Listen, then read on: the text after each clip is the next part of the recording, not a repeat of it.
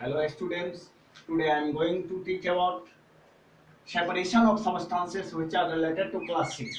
Dear student, हम लोग अभी पदार्थों के पृथक्करण को जान रहे हैं।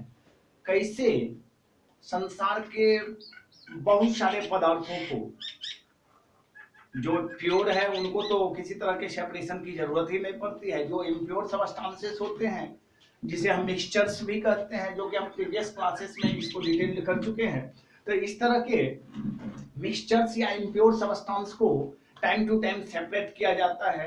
बहुत सारे यूजेज आप देखते होंगे, फूड को क्लीनिंग किया जाता है, फूड में भी बहुत सारे मिक्सचर्स मिले हुए रहते हैं। अगर हम उस तरह के मिक्सचर सहित फूड आइटम्स को लेंगे तो फिर हमारा बॉडी दूषित हो जाएगा, हम बीमार पड़ते रहेंगे और सही से हर एक लिविंग ऑर्गेनिज्म अपने लाइफ साइकिल को सर्वाइव नहीं कर पाएगा, उसको चला नहीं पाएगा। अगर हम अपने लाइफ साइकिल को सही से चलाना चाहते हैं, अपने लाइफ एक्टिविटीज को सही से फॉलो अप करना चाहते हैं, तब इन दैट केस हमें सेपरेशन की जरूरत पड़ती है। तभी हम शुद्ध पदार्थ को अपने वातावरण से ले पाएंगे, अदरवाइज नहीं ले पाएंगे। आज हम उसी पदार्थों के पृथक्करण के अंतर्गत आज हम कुछ स्पेशल टेक्निक्स को देखेंगे जिसके थ्रू सॉल्युबल सॉलिड्स और इनसॉल्युबल सॉलिड्स दोनों को लिक्विड से कैसे हम अलग करेंगे। इस तरह के कुछ एक्टिविटीज को हम लोग देखेंगे। Separation of substances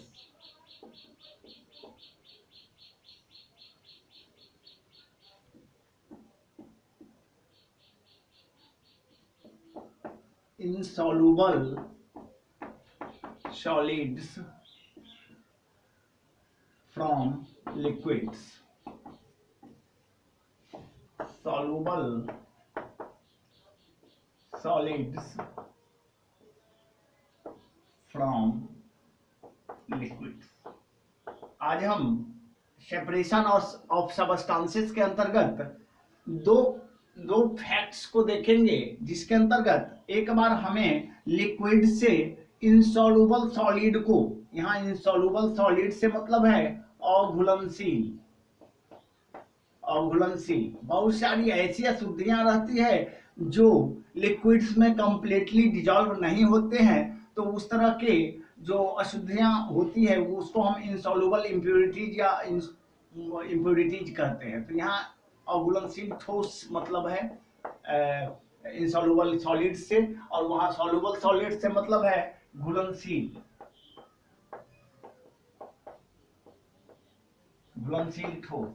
dear student, आज के हम इस वीडियो में यही दो प्रकार के इनसॉल्युबल सॉलिड्स को कैसे अलग करते हैं और सॉल्युबल सॉलिड्स को उसके लिक्विड्स या मिक्सचर से कैसे अलग करते हैं, इस तरह के कुछ एक हम पॉइंट्स को डिटेल करेंगे। तो चलिए बारी बारी से देखते हैं, how do we separate insoluble solids from liquids. सबसे पहले देखेंगे जो हम मिश्रण से, लिक्विड से अघुलनशील ठोस को कैसे अलग करते हैं।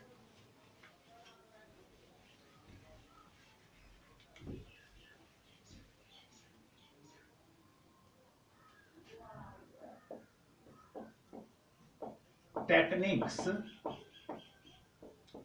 used for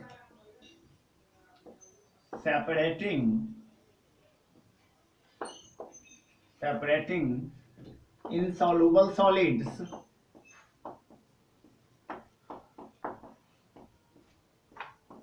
from liquids। अब हम लोग टेक्निक्स देखेंगे, विधियों को जानेंगे कि कैसे हम इंसॉल्युबल सॉलिड्स को उसके लिक्विड से अलग करते हैं। तो उसके अंतर्गत हमारा पहला जो पॉइंट है वो है सेडिमेंटेशन। सेडिमेंटेशन सेडिमेंटेशन जिसको हम कहते हैं अवसादन। अवसादन या फिर इसको कहते हैं बैठ जाना। क्या कहना? बैठ जाना। The process of settling down the solids that sink in liquids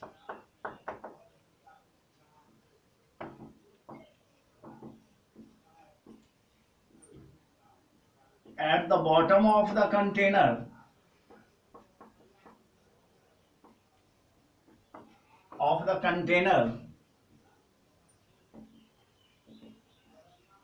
is called sedimentation.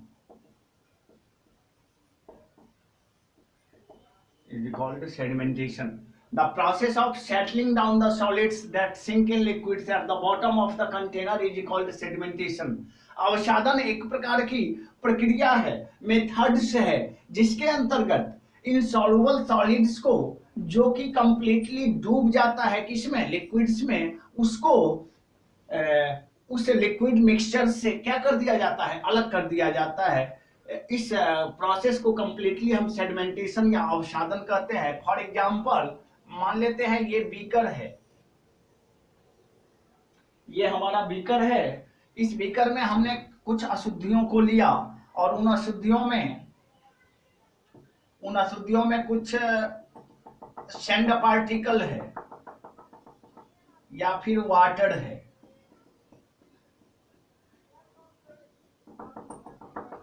ये हमारा मिक्सचर्स है। ये विधि कहता है कि अगर दो तरह के मिक्सचर्स इम्प्योरिटीज मिले हुए हो, जिसमें से एक हमारा लिक्विड्स हो और दूसरा हमारा सॉलिड्स हो, तो ये वो प्रक्रिया है जिसमें ये इनसॉल्युबल सॉलिड्स, हम सॉल्युबल सॉलिड्स की चर्चा नहीं कर रहे हैं, और घुलनशील जो होंगे, जो कंप्लीटली लिक्विड्स में घुलनशील नहीं होंगे, उस तरह के सबस्टांसेस को लिक्विड से पृथक किया जाता है, सेपरेट किया जाता है। तो जैसे ही ये दो तरह के इम्प्योरिटी, एक सबस्टांस लिक्विड्स और सॉलिड्स का मिक्सचर जब हम देंगे, तो इसमें सॉलिड्स जो कि लिक्विड्स के बनस्पत भारी है, क्योंकि उसकी डेंसिटी ज्यादा होती है, तो वो नीचे की ओर सेटल डाउन होना क्या हो जाता है, शुरू हो जाता है। और वहीं पर लिक्विड्स जो है सो ऊपर की ओर टॉप लेयर पर आ जाता है। हम इसको दूसरे चित्र के द्वारा देखेंगे। कुछ देर के बाद हमारी स्थिति कैसी हो जाएगी, तो वाटर का लेयर ये बन जाएगा और सारी अशुद्धियां यहां जमा हो जाएंगी। एक डिस्टिंक्ट लेयर आपको दिखाई देगा, ये अशुद्धियों का है, इंप्योरिटीज है, जो आपका इनसॉल्युबल सॉलिड्स है, इनसॉल्युबल सॉलिड्स। और ये जो आप टॉप लेयर पर देख रहे हैं वो आपका क्या है, लिक्विड्स है। तो ये टॉप लेयर पर हमारा लिक्विड्स है और बॉटम लेयर पर हमारा जो है सो इंप्योरिटीज है। बॉटम लेयर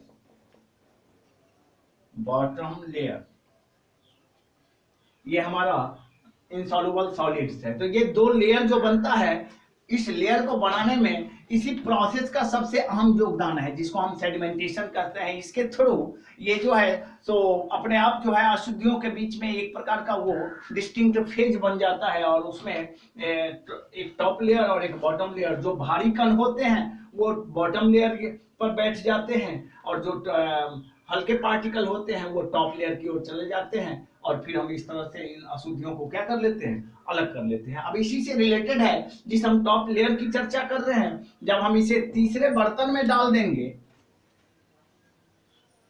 जब हम इस क्लियर लिक्विड को इस बर्तन में डाल देते हैं, तो ये जो आपका लिक्विड होता है वो डिकेंट टू वाटर कहलाता है। क्या कहलाता है, डिकेंट टू वाटर और लिक्विड, डिकेंट टू वाटर और लिक्विड कहलाता है। तो ये तीन प्रोसेसेस है। एक जगह हमने अशुद्धियों को लिया जिसमें लिक्विड सॉलिड्स दोनों मिले हुए थे, ये एक प्रकार का मिक्सचर हुआ। कुछ एक देर जब हम इस मिक्सचर्स को छोड़ देंगे तो ऑटोमेटिकली जो सॉलिड्स पार्टिकल होंगे, हैवियर पार्टिकल्स होंगे, वो नीचे की ओर सेटल डाउन होना शुरू हो जाता है, और क्लियर लिक्विड जो कि हल्का है वो ऊपर की ओर जाना क्या कर देता है, शुरू कर देता है। फिर हमने तीसरे फेज पर आकर के देखा, जो इंप्योरिटीज है वो सेटल डाउन है, जो क्लियर लिक्विड है वो टॉप लेयर पर आ गया है, उस टॉप लेयर वाले लिक्विड्स को क्या कर लिया जाता है, अलग कर लिया जाता है। तो ये तीसरे फेज में आकर के आपको शुद्ध पानी मिलेगा या शुद्ध लिक्विड मिलेगा। अब हम इसी को दूसरे चरण में देखते हैं। सेडिमेंटेशन के साथ जो एक और प्रोसेस है उसको हम डिकेंटेशन या निथारण कहते हैं। क्या कहते हैं? डिकेंटेशन और निथारण। आप देखेंगे डिकेंटेशन को।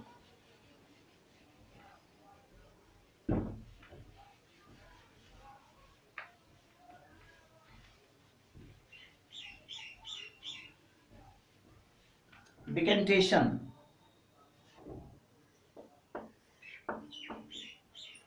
डिकेंटेशन जिसको हम हिंदी में निथारण कहते हैं। क्या कहते हैं? निथारण। निथारण कहते हैं। अब देखेंगे निथारण क्या है। डिकेंटेशन जो कि सेडिमेंटेशन के साथ ही घटित होती है। हमने अभी जस्ट देखा जो इम्प्योरिटीज जो है सो बॉटम लेयर पर सेटल कर चुका है और क्लियर लिक्विड टॉप लेयर पर आ चुका है। तो जो टॉप लेयर होता है वही आपका डिकेंट लिक्विड या डिकेंट वाटर कहलाता है। तो अब देखते हैं कि डिकेंटेशन के अंतर्गत क्या होता है। The process of removing the insoluble solids without disturbing the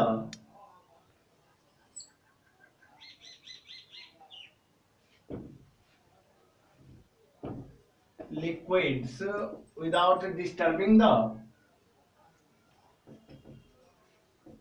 settled liquids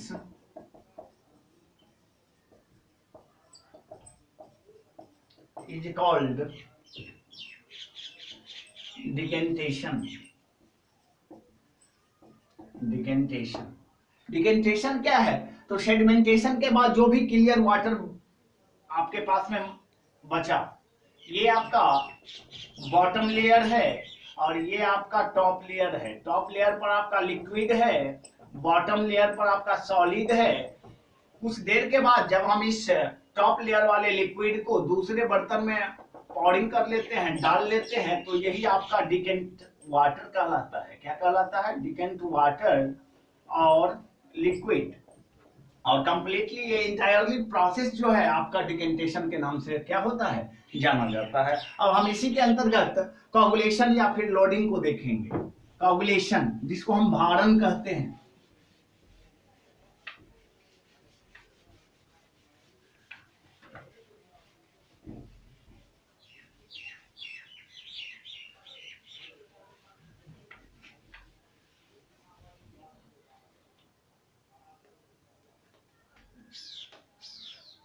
coagulation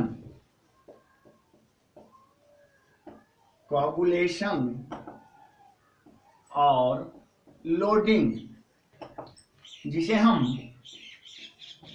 भारण कहते हैं। क्या कहते हैं? भारण। भारण मीन्स है वेट देना। क्या देना? वेट देना। तो देखते हैं ये प्रोसेस क्या होता है। The process of separating the insoluble solids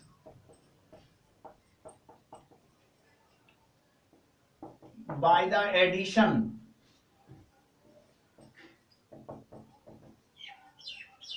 of a loading agent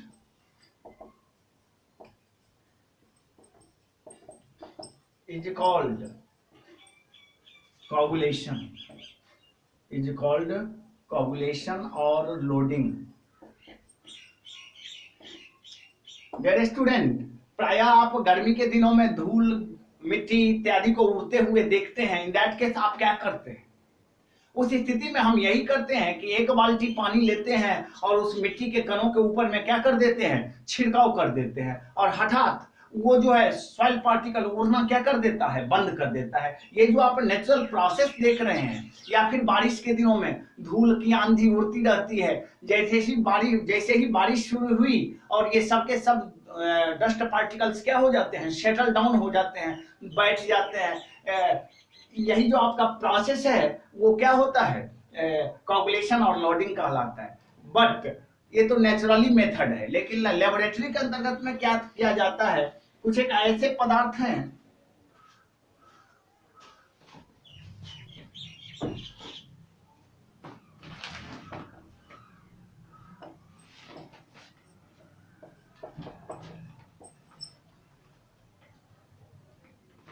laboratory के अंदर में प्रायः कुछ एक ऐसे भी लाइटर सॉलिड्स होते हैं जिसको अलग करना असंभव होता है। तो उस स्थिति में वहाँ लेबोरेटरीज के अंदर में इस लाइटर सॉलिड्स को अलग करने के लिए वहाँ पर केमिस्ट जो होते हैं वो एलम या फिटकिरी का यूज करते हैं। क्या करते हैं? एलम या फिटकिरी। हम लोग भी शेविंग करने के बाद वो फिटकिरी का यूज करते हैं। बहुत सारे उपाय हैं उसके लिए। एलम के लिए, एलम सिर्फ कोगुलेटिंग एजेंट या लोडिंग एजेंट ही नहीं माना जाता है, बल्कि उसके एंटीवायरल भी माना जाता है उसको, और भी बहुत सारे उसके फंक्शंस हैं। तो dear student, the process of separating the lighter solids by the addition of a loading agent is called coagulation और लोडिंग। अधिभारण या भारण, किसी वस्तु जो लाइटर पार्टिकल है उस पर भार दे देना। तो हमने दो एग्जाम्पल के द्वारा यही सीखा कि मिट्टी और पानी दोनों में जो है तो मिट्टी के कण जो है तो लाइटर है as compare to molecules of water. और इन दैट केस अगर हम वो वाटर का स्प्रिंकल करते हैं उस मिट्टी के ऊपर में, तो साथ साथ जो है तो मिट्टी जो है तो दबना क्या हो जाती है, शुरू हो जाती है। ये पूरा का पूरा प्रोसेस कोगुलेशन और लोडिंग कहलाता है। अब इसी के अंतर्गत एक और पॉइंट देखेंगे जिसको हम फिल्ट्रेशन कहते हैं, छानना। प्रायः हम लोग अपने घरों में दूध को छानते हैं, चाय को छानते हैं। ये बहुत सारे क्रियाकलाप हैं, लेकिन किस मेथड के थ्रू हम इसको करते हैं उसके बारे में अब हम जानकारी प्राप्त करेंगे। तो फिल्ट्रेशन देखते हैं। Filtration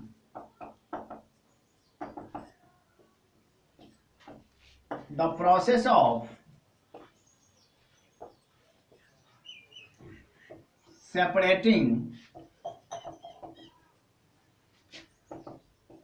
insoluble solids from liquids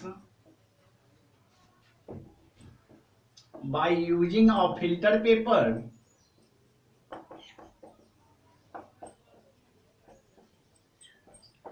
is called filtration. Is called filtration. छानना, फिल्ट्रेशन को हिंदी में कहते हैं छानना। छानना वह विधि है जिसके अंतर्गत इंसॉल्युबल सॉलिड्स को उसके लिक्विड से क्या किया जाता है, सेपरेट किया जाता है। For example straining of tea, straining of tea from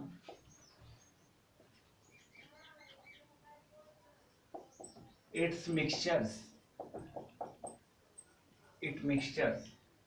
घर में हम चाय को छानते हुए देखते हैं, वो आपका फिल्ट्रेशन मेथड के द्वारा ही छाना जाता है। या फिर दूध को छानते हुए हम घरों में देखते हैं, वो कपड़ा लगा करके या फिर स्ट्रेनर लगा करके भी दूध को छाना जाता है। छानना भी चाहिए, क्योंकि दूधते समय बहुत सारे इम्प्योरिटीज उसमें क्या हो जाते हैं, एडअप हो जाते हैं। अतः उसको छान करके उसको उसकी अशुद्धियों को सेपरेट करके ही हम अगर उसको यूजेबल बनाएं तो बेटर रहेगा हमारे स्वास्थ्य के लिए भी और सभी के लिए। ये निहायत ही जरूरी है।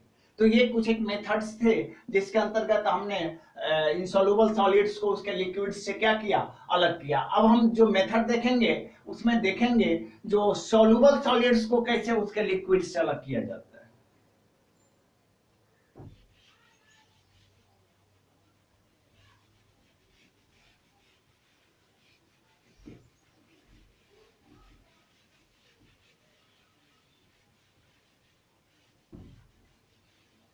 अब देखेंगे techniques used for separating soluble solids from liquids. इसके अंतर्गत हम लोग देखेंगे इवोपरेशन। इसके बारे में प्रायः हम सभी परिचित हैं, जिसको हम वाष्पीकरण कहते हैं। वाष्पीकरण, इवोपरेशन। इवोपरेशन के बारे में जानेंगे, जो वाष्पीकरण क्या होती है। The process of separating soluble solids from their solid liquid mixtures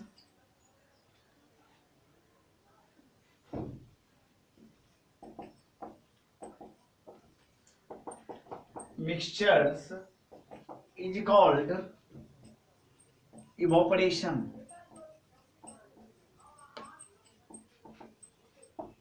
evaporation वाष्पीकरण एक प्रक्रिया है जिसके अंतर्गत सॉल्युबल सॉलिड्स को उसके सॉलिड लिक्विड मिक्सचर से क्या किया जाता है, अलग किया जाता है। कोई भी ठोस पदार्थ लेकिन वो घुलनशील होना चाहिए। For example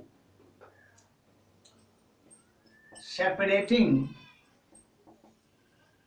salt from sea water सबसे बेहतरीन मेथड माना जाता है साल्ट को प्राप्त करना। नमक जो हम प्राप्त करते हैं वैज्ञानिक विधियों से, वो सी वाटर से ही प्राप्त किया जाता है। जैसा कि हम सभी जानते हैं सी वाटर जो है तो बहुत सारे इम्प्योरिटीज को अपने आप में कंटेनिंग करता है। अब तब फिर उससे हम इस सॉलिड्स को कैसे अलग कर सकते हैं? तो डियर स्टूडेंट, इस साल्ट को उस सी वाटर से अलग करने के लिए हमारे पास में सबसे बेहतरीन मेथड इवापोरेशन या वाष्पीकरण की मानी जाती है। इसके थ्रू ही हम साल्ट को समुद्री जल से क्या करते हैं, अलग करते हैं। अब इसके नेक्स्ट टॉपिक को देखेंगे इवापोरेशन के बाद, जिसको हम डिस्टिलेशन कहते हैं। क्या कहते हैं? डिस्टिलेशन, जिसको हम कहते हैं आशवन। क्या कहते हैं? आशवन, डिस्टिलेशन।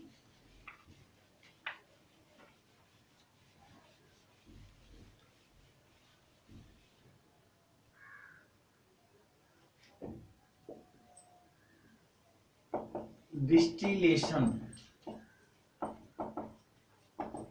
जिसको हम आशवन कहते हैं। क्या कहते हैं? आशवन। The process of converting a liquid to its gaseous form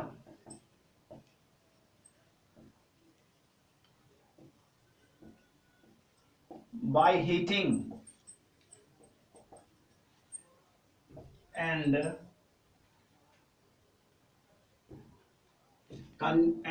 condensing the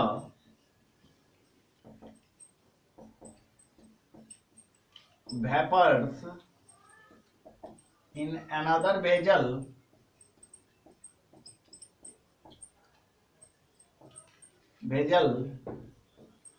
to form a liquid is called distillation. अब हम जिसको देखने के लिए जा रहे हैं वो हमारा डिस्टिलेशन है, जिसको हिंदी में हम आशवन कहते हैं। ये कौन सी प्रक्रिया होती है? तो the process of converting a liquid to its gaseous form. किसी भी द्रव को डायरेक्टली किस में बदल देना है? उसके गैसियस फॉर्म में बाय हीटिंग, गर्म करके उसको क्या कर सकते हैं?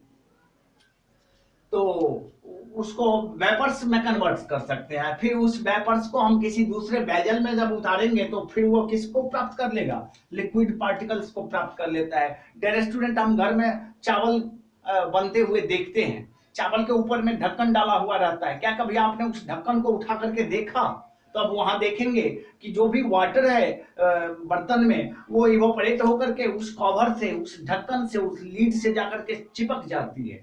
जैसे ही आप ढक्कन को अलग करेंगे कंडेंस होना शुरू हो जाएगा और वो वाटर ड्रॉपलेट बन के गिरना क्या हो जाता है? शुरू हो जाता है। डियर स्टूडेंट, उस प्रोसेस को हम डिस्टिलेशन कहते हैं या फिर आशवन कहते हैं। इसी के साथ आज का हमारा ये टॉपिक यहीं समाप्त हो रहा है, साथ ही साथ चैप्टर भी हमारा समाप्त हो रहा है। फिर हम नेक्स्ट वीडियो लेकर के चैप्टर 3 में आएंगे, फिर उसमें हम लोग स्टडी करेंगे, डिटेल करेंगे। तब तक के लिए धन्यवाद।